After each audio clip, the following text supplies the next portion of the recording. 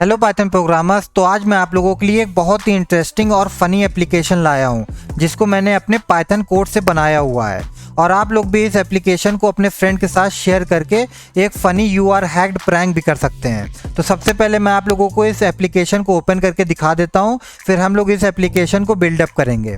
तो यहाँ पर ये हमारा एप्लीकेशन रहा। अब जैसे मैं इस एप्लीकेशन को ओपन करूँगा, ये 2 से 3 सेकंड का टाइम लेगा, फिर मेरे डेस्कटॉप के स्क्रीन पर पूरा फैल जाएगा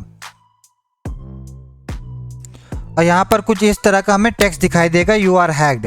अब आप लोग इस एप्लीकेशन को नॉर्मली क्लोज भी नहीं कर सकते क्योंकि इस एप्लीकेशन के अंदर ना ही क्लोज बटन है, ना ही मैक्सिमाइज बटन है और ना ही मिनिमाइज बटन है। अब इस एप्लीकेशन को क्लोज करने के लिए सिर्फ एक ही तरीका है कि इसके बैकएंड में जो पाइथन स्क्रिप्ट रन हो रही है उसको आप लोगों को स्टॉप करना है। तो पाइथन कोड को स्टॉप करने के लिए Alt+F4 क्लिक करना होता है। जैसे मैं Alt+F4 बटन प्रेस करूँगा वैसे ही हमारा जो एप्लीकेशन है वो क्लोज हो जाएगा। तो इस तरह का एप्लीकेशन कुछ हम लोग भी बनाने वाले हैं। तो चलिए जल्दी से हम लोग भी अपने पाइथन कोड एडिटर के अंदर चलते हैं और कोड बनाना सीखते हैं।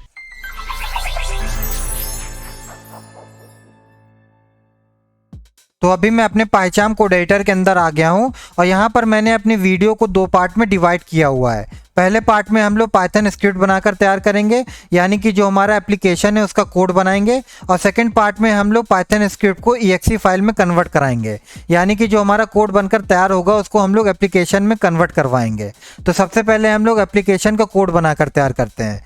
तो यहाँ पर कोड बनाने के लिए हमें 3 मॉड्यूल की ज़रूरत पड़ेगी। पहला मॉड्यूल हमारा किंटर मॉड्यूल, दूसरा मॉड्यूल हमारा रैंडम मॉड्यूल और तीसरा मॉड्यूल है हमारा PyAutoGUI मॉड्यूल। तो सबसे पहले हम लोग यहाँ पर किंटर मॉड्यूल और रैंडम मॉड्यूल को अपने पाइथन स्क्रिप्ट के अंदर इंपोर्ट कर लेते हैं। यहाँ पर हम लोग इसको डायरेक्टली इंपोर्ट भी कर सकते हैं क्योंकि ये 2 मॉड्यूल हमारे पाइथन में ऑलरेडी इनबिल्ड होता है। तो सबसे पहले हम लोग किंटर मॉड्यूल को इंपोर्ट करेंगे, तो उसके लिए यहाँ पर लिखना होगा फ्रॉम किंटर इम्पोर्ट स्टार। अब इसी तरह हम लोग यहाँ पर रैंडम मॉड्यूल को भी डायरेक्टली इंपोर्ट कर लेंगे। तो यहाँ पर हमें लिखना होगा इंपोर्ट रैंडम। तो ये 2 मॉड्यूल हमारे पाइथन में ऑलरेडी इनबिल्ड होता है, इसीलिए हमें इन दोनों मॉड्यूल को यहाँ पर इंस्टॉल नहीं करना होता।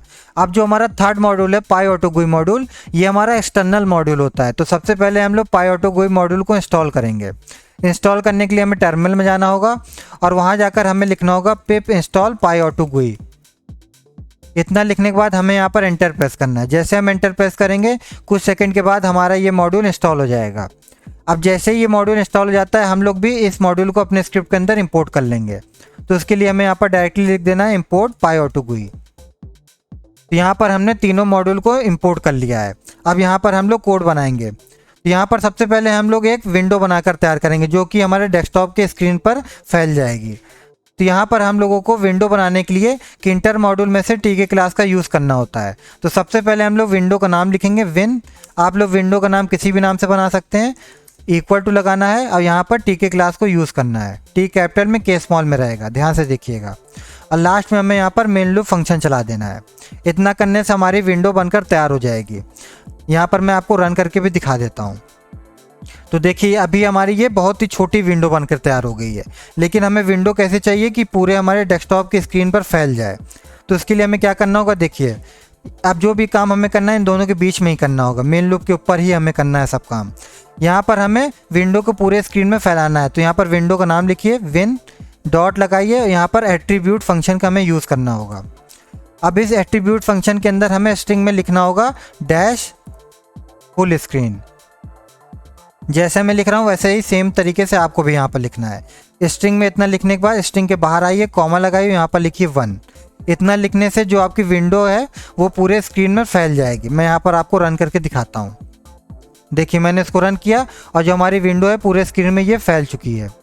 तो अभी आप लोग देख सकते हैं जो हमारे विंडो का कलर है वो बाय डिफ़ॉल्ट वाइट में है। तो यहाँ पर सबसे पहले हम लोग विंडो का कलर चेंज कर लेते हैं। तो विंडो का कलर चेंज करने के लिए देखिए विंडो का नाम लिखना होगा, डॉट लगाना होगा, यहाँ पर कॉन्फ़िगर फंक्शन का हमें यूज़ करना होता है। अब हमें यहाँ पर क्या करना है, हमारे विंडो का बैकग्राउंड कलर चेंज करना है। तो बैकग्राउंड कलर चेंज करने के लिए कॉन्फ़िगर फंक्शन के अंदर आना है और यहाँ पर हमें लिखना है BG इक्वल टू, और स्ट्रिंग के अंदर जो भी विंडो का कलर चाहिए वो आप यहाँ पर कलर का नाम दे सकते हैं। तो यहाँ पर मुझे विंडो का कलर चाहिए ब्लैक कलर में, तो यहाँ पर मैं ब्लैक कलर का नाम दे दिया हूँ। अब मैं इसको यहाँ पर आपको रन करके दिखाऊंगा तो हमारी जो विंडो का कलर होगा वो ब्लैक में हो जाएगा। तो यहाँ पर आप लोग देख सकते हैं जो हमारे विंडो का कलर हो गया ब्लैक में हो गया है। तो यहाँ पर हमारी विंडो बनकर पूरी तैयार हो चुकी है। अब हम लोग इस फंक्शन के बारे में बात करेंगे, यानी कि हम लोग इसका फंक्शन बनाएंगे। यहाँ पर फंक्शन का नाम रख लेते हैं हैग्ड। आप किसी भी नाम से फंक्शन बना सकते हैं, तो मैंने यहाँ पर हैग्ड नाम से फंक्शन बनाया हुआ है। अब इस फंक्शन के अंदर हमें दो एक्सिस पे काम करना है, यानी कि एक्स एक्सिस पे काम करना है और वाई एक्सिस पे काम करना है। तो सबसे पहले हम लोग यहाँ पर एक्स एक्सिस पे काम करेंगे। तो यहाँ पर वेरिएबल का नाम मैं लिख लेता हूँ एक्स एक्सिस, इक्वल टू लगाऊंगा। अब यहाँ पर हमें रैंडम मॉड्यूल का यूज़ करना होगा, तो यहाँ पर हमें रैंडम मॉड्यूल को कॉल करना है, डॉट लगाना और रैंडम फंक्शन का हमें यहाँ पर यूज़ करना होगा। अब रैंडम फंक्शन के अंदर हमें दो पैरामीटर्स देने होते हैं। पहला पैरामीटर हमें यहाँ पर देना होगा 0, कॉमा लगाना होगा, और सेकंड पैरामीटर में हमें PyAutoGUI मॉड्यूल को कॉल करना होगा। तो यहाँ पर सेकंड पैरामीटर में हमें यहाँ पर PyAutoGUI मॉड्यूल को कॉल करना है। अब इस PyAutoGUI मॉड्यूल के अंदर एक साइज फंक्शन होता है, तो यहाँ पर हमें डॉट लगाना है और यहाँ पर साइज फंक्शन का यूज़ करना है। तो यहाँ पर अभी हम लोग एक्स एक्सिस पे काम कर रहे हैं, यानी कि स्क्रीन के विड्थ पे काम कर रहे हैं। तो यहाँ पर साइज फंक्शन के बाद डॉट लगाना है और यहाँ पर लिखना है विड्थ। तो यहाँ पर हमारा विंडो का जो एक्स एक्सिस है वो बनकर तैयार हो गया है। अब इसी तरह सेम तरीके से हम लोग वाई एक्सिस पे काम करेंगे। तो यहाँ पर वेरिएबल बना लेते हैं वाई एक्सिस। सेम तरीके से हम लोग को यहाँ पर काम करना है। यहाँ पर रैंडम मॉड्यूल को कॉल करना है, डॉट रैंडम फंक्शन का यूज़ करना है। इसके अंदर भी पैरामीटर देना है 0, PyAutoGUI डॉट साइज फंक्शन। अब यहाँ पर पहले हम लोग एक्स एक्सिस पे काम कर रहे थे तो हमने विड्थ दिया था, अब हम यहाँ पर वाई एक्सिस पे काम कर रहे हैं, तो यहाँ पर हमें हाइट देना है। तो साइज फंक्शन के बाद डॉट लगाना है, यहाँ पर लिखना है हाइट। तो यहाँ पर हमने एक्स एक्सिस और वाई एक्सिस पे काम कर लिया है। अब यहाँ पर टेक्स्ट दिखाने के लिए हमें यहाँ पर लेबल विजिट का यूज़ करना होता है, तो यहाँ पर हम लोग लेबल विजिट का यूज़ करेंगे। अब इसके अंदर सबसे पहले हमें विंडो का नाम देना है, क्योंकि विंडो के अंदर ही हमें टेक्स्ट को दिखाना है। तो विंडो का नाम है हमारे विन, कॉमा लगाना है। अब यहाँ पर हमें टेक्स्ट देना है, यानी कि जो भी हमें टेक्स्ट दिखाना है वो यहाँ पर हम दे सकते हैं। तो टेक्स्ट हमें स्ट्रिंग के अंदर देना होता है। तो यहाँ पर मैं टेक्स्ट दे देता हूँ you are hacked, you are hacked. अब इसके आगे आप लोग देख पा रहे होंगे स्टार्टिंग में कि इमोजी मैंने लगाया था। तो यहाँ पर इमोजी लगाने के लिए आपको विंडो की प्रेस करना है, उसी के साथ साथ डॉट की प्रेस करना है। तो यहाँ पर आपका इमोजी वाला यहाँ पर खुल के आ जाएगा। तो मैंने ये वाला इमोजी सेलेक्ट कर लिया, तो यहाँ पर मेरा इमोजी यहाँ पर आ चुका है। इसके बीच में एक स्पेस देता हूँ, तो हमारा ये टेक्स्ट बनकर तैयार हो गया है। अभी टेक्स्ट का हम लोग यहाँ पर फॉन्ट दे देते हैं। यहाँ पर हम लोग फॉन्ट देंगे, फॉन्ट इक्वल टू, वैसे फॉन्ट के बहुत सारे नाम होते हैं, लेकिन यहाँ पर मैं एरियल फॉन्ट का यूज़ करूँगा। एरियल फॉन्ट का यूज़ करूँगा, एक स्पेस दूंगा। अब यहाँ पर मैं फ़ॉन्ट की साइज़ दे देता हूँ, तो फ़ॉन्ट की साइज़ में दे देता हूँ 23। फिर एक स्पेस दूंगा। फ़ॉन्ट को मैं यहाँ पर बोल्ड में दिखाना चाहता हूँ, तो यहाँ पर मैं लिखूँगा बोल्ड। अब इसी के साथ साथ जो हमारा लेबल का बैकग्राउंड कलर मैं दे देता हूँ, फोरग्राउंड कलर दे देता हूँ। तो बैकग्राउंड कलर मैं सेम रखूँगा, BG इक्वल टू, स्ट्रिंग के अंदर मैं लिख दूँगा ब्लैक, क्योंकि हमारे जो विंडो का बैकग्राउंड कलर है वो भी ब्लैक है। तो यहाँ पर मैं लेबल का भी बैकग्राउंड कलर ब्लैक में ही रखूँगा। फिर कॉमा लगाऊंगा। आपकी यहाँ पर मैं फोरग्राउंड दे देता हूँ। फोरग्राउंड का मतलब जो हमारे टेक्स्ट का कलर होता है। तो यहाँ पर फोरग्राउंड के लिए FG लिखना होगा, इक्वल टू लगाना होगा और स्ट्रिंग के अंदर सर का नाम दे देना होगा। तो जिस भी कलर का आपको फॉन्ट चाहिए यहाँ पर आप दे सकते हैं। तो यहाँ पर मुझे रेड कलर में टेक्स्ट चाहिए, तो मैं यहाँ पर कलर का नाम दे दिया हूँ रेड। तो यहाँ पर मैंने BG और FG दोनों दे दिया है। लास्ट में हमें क्या करना है, इसे प्लेस कर देना है। तो डॉट लगा के यहाँ पर प्लेस मेथड का हमें यूज़ करना है। अब इसकी प्लेस मेथड के अंदर हमें एक्स एक्सिस और वाई एक्सिस देनी होती है। तो x इक्वल टू में यहाँ पर एक्स एक्सिस का नाम दे देंगे वेरिएबल का नाम। तो x इक्वल टू यहाँ पर वेरिएबल का नाम देंगे एक्स एक्सिस। इसको मिनिमाइज़ कर देता हूँ। तो यहाँ पर इसके अंदर मैं दूंगा एक्स एक्सिस वेरिएबल का नाम, यानी कि जो मैंने वेरिएबल का नाम दिया उसका यहाँ पर दूंगा एक्स एक्सिस। इसी तरह कॉमा लगाना है, y कर दे दूंगा मैं वाई एक्सिस, यानी कि जो मेरे वेरिएबल का नाम है वाई एक्सिस। तो यहाँ पर मैंने लेबल भी बनाकर तैयार कर लिया, यानी कि जो हमारे विंडो के अंदर टेक्स्ट दिखाई देगा वो भी हमने यहाँ पर बनाकर तैयार कर लिया है। अब एक लास्ट काम हमारा और रह गया है, उसके बाद हमारा कोड बनकर तैयार हो जाएगा। अब यहाँ पर हमें टेक्स्ट कितनी देर में दिखाना है वो हमें यहाँ पर करना होगा। तो यहाँ पर आप लोग 1 सेकंड में दिखा सकते हैं, 2 सेकंड में भी दिखा सकते हैं। कैसे दिखाएंगे मैं यहाँ पर आपको बताता हूँ। सबसे पहले आपको जो विंडो का नाम आपने रखा है उसको यहाँ पर लिखना होगा। तो विंडो का नाम है विन, डॉट लगाना होगा और यहाँ पर आफ्टर फंक्शन का यूज़ करना होगा। तो यहाँ पर मैं आफ्टर फंक्शन का यूज़ करूँगा। अब अगर आपको टेक्स्ट को 1 सेकंड में दिखाना है तो यहाँ पर आपको 1000 लिखना होगा। और अगर आपको आधे आधे सेकंड में टेक्स्ट को दिखाना होगा तो इसी का हाफ कर दीजिए, 500 कर दीजिए।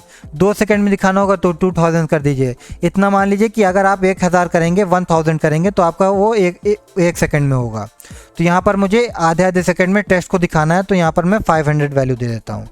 फिर इसके बाद कॉमा लगाना है। अब यहाँ पर हमें फंक्शन का नाम लिखना होगा जिस नाम से हमने फंक्शन बनाया है। तो फंक्शन यहाँ पर हमने हैग नाम से बनाया हुआ है। तो यहाँ पर हम लोगों ने फंक्शन का नाम दे दिया है। तो जो चीज़ हमने यहाँ पर फंक्शन के अंदर ये दिया है इसको सीधा कॉपी कर लेना है। अब इसी को फंक्शन के बाहर आना है, फंक्शन के बाहर आके फिर इसको यहाँ पर पेस्ट कर देना है। यानी कि एक बार इसको फंक्शन के अंदर लिखना है और दूसरी बार इसको फंक्शन के बाहर लिखना है। तो बस हमें यहाँ पर और कुछ नहीं करना है। यहाँ पर हमारा कोड बनकर तैयार हो गया है। मुश्किल से मुश्किल 13 से 14 लाइन में हमारा ये कोड बनकर तैयार हो गया है। अब मैं इसको यहाँ पर रन करके आपको दिखाता हूँ। तो देखिए मैंने इसको रन कर दिया है।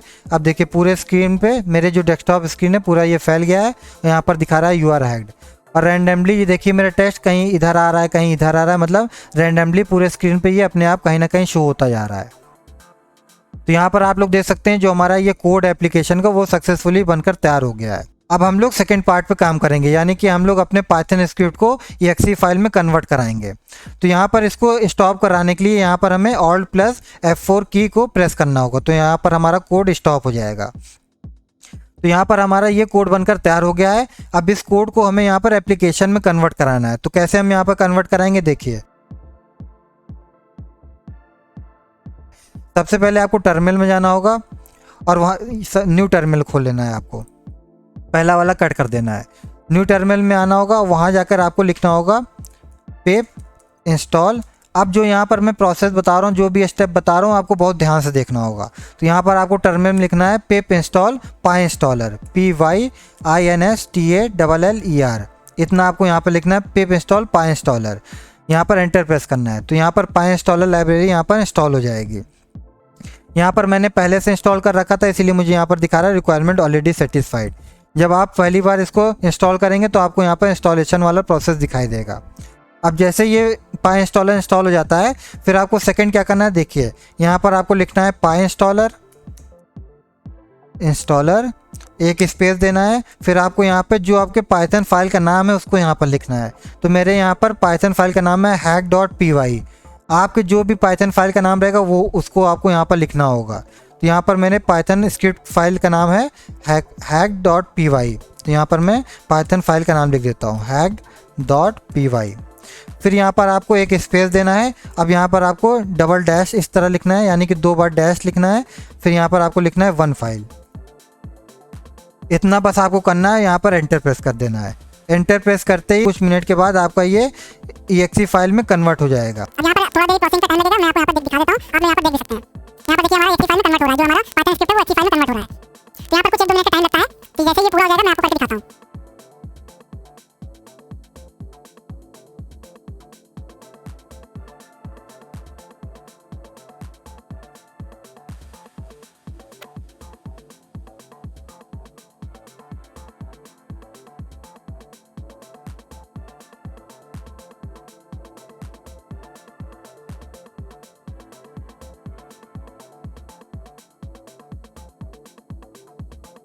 अब जब तक ये exe फाइल में कन्वर्ट होने का प्रोसेस चल रहा है तब तक आप लोग अगर मेरे चैनल पर नए हैं तो प्लीज़ चैनल को ज़रूर सब्सक्राइब कर लीजिए। और अगर आपको ये वीडियो पसंद आ रही हो तो प्लीज़ वीडियो को भी ज़रूर लाइक कर दीजिएगा।